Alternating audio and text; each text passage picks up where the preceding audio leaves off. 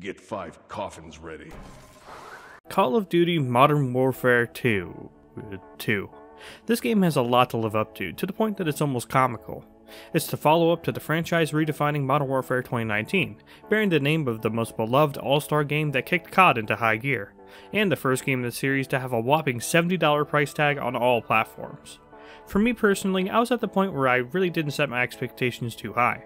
Modern Warfare 2019, for its yearly cycle at least, was to me so good that it inspired me to become better at first-person shooters, and therefore holds a special place to me. I'm still far from great at first-person shooters, but there's a pretty blatant skill difference from me before and after this game.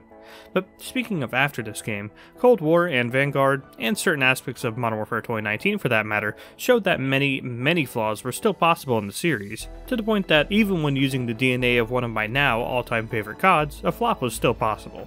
So, after my time with the beta and now the first weekend of the game, how do I think it fares? And is it worth that hefty $70 price tag? No, it is not. That most certainly doesn't mean the game is bad. In fact, I think it's really fun. It's just not worth 70 whole-ass real-world dollars. So let's get started with the technical stuff. Audio in the game is solid all around. Not to keep banging on about Modern Warfare 2019's impact on the franchise, but it really did instill a whole new standard for audio quality in COD.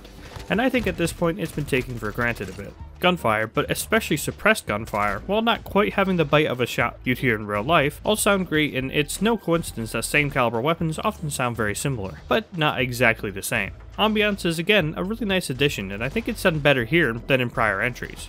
Ambient sounds is something you have to be really careful of in first-person shooters like this, and I think they really struck a good balance between making the environments feel alive while not drowning out footsteps.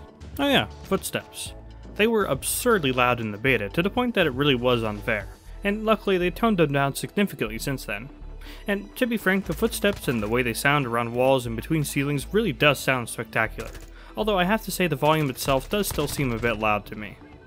Plus, I'm not the biggest fan of being able to very clearly hear footsteps of enemies above you. Not only is it a tad unfair given that they can't hear you back, but it's also a little distracting. Speaking of distracting, graphically of course, the game is solid. It looks like a more colorful version of Modern Warfare 2019, and that's what I was hoping for. I think the gun animations on the whole aren't quite up to par with their 2019 counterparts. One of the reasons I like the game so much is that the guns really felt intricate and mechanical. This time around, both in terms of model quality and their animations, it's held back a little, but certainly still good. On the other hand, numerous other animations such as player models, idling, sprinting, ADSing, and more all look stellar, and it really looks like they are really real people as they tilt their heads around corners and brace themselves for recoil. Unfortunately, however, there have been numerous bugs regarding some of these aforementioned animations, mostly when it comes to reloads and weapon specs. Not the end of the world or anything, but is it really too much to ask for reload animations not to bug out in 2022? But speaking of bugging out, let's talk about performance. Now, I can't really speak for PS5 and Xbox users, but from what they've been saying, the game has been working fine apart from a few hiccups and crashes. The PC version, however, especially with the latest Nvidia drivers, has been inundated with performance issues, stuttering, artifacting, and most of all crashes.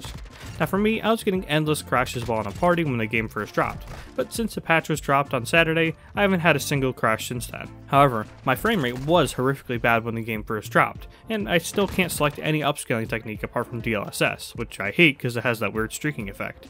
The biggest solution that I could find is reverting the driver, but not everyone's going to want to do that, and the latest driver is what everyone's going to have in anticipation for the game. So more than anything, it's just annoying. A small aside that console users can probably ignore, but hey, maybe it'll help you, is disabling on-demand texture streaming. Once I disabled that, the game has been flying ever since, with almost no stutters and a cranked up frame rate. But again, why should I even have to do that? I most certainly didn't have to do that with the beta, so what gives? Well, at least now I've gotten my game to run well, so how does it feel? The game is clearly meant to slow way down the Modern Warfare 2019 B-hopping and slide cancelling style that we come to know and sort of love-hate. So really you just gotta ask yourself, was the movement in Modern Warfare 2019 too much for you, or was it the only reason you kept playing it? Because it is really slowed down here in Modern Warfare 2. Even tactical sprint feels heavy and meaty. Guns are a similar way too. You can get them awfully accurate, but they're still harder to control around the board than Modern Warfare 2019's lasers, with a lot more visual noise in regards to gun movement and muzzle flare, with less speed on their stock setups and fewer attachments to give you better control with no impact on your speed on your final setup, like in Modern Warfare 2019. The changes to both movement and gunplay really do make it feel like a completely different game when it comes to knuckling down and really playing it. I personally am down with that, but if you miss the movement of 2019, I can't exactly blame you. What would all these changes be for though if they weren't being played out on some new maps? Modern Warfare 2's maps are okay, I guess. None at all are really sticking out to me as memorable or properly fun to play on, but they certainly aren't as poorly planned out as Vanguard's maps. And I think that's the nicest thing I could say about these maps, they're just well thought out. Absurd angles are limited, there aren't too many unfair headies, and no matter the gun you're using, there's usually a lane you can use.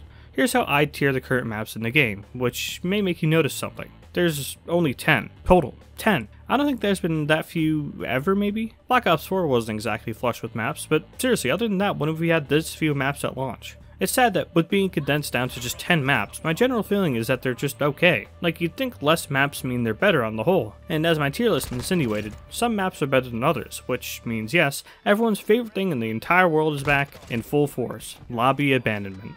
Here's a quick rundown of what that is. Basically, since maps cannot be voted on, the lobby starts with whatever random map is chosen.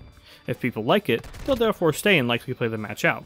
And that can create a problem if the lobby chooses a bad map. This means that you're much more likely than in a map voting system to either A, get put into a lobby on maps you don't like because people backed out of that lobby before the game started, or B, get put into matches in progress on a losing team that's getting their asses beat. And it's still here, and from my experience, it's as bad as it's ever been.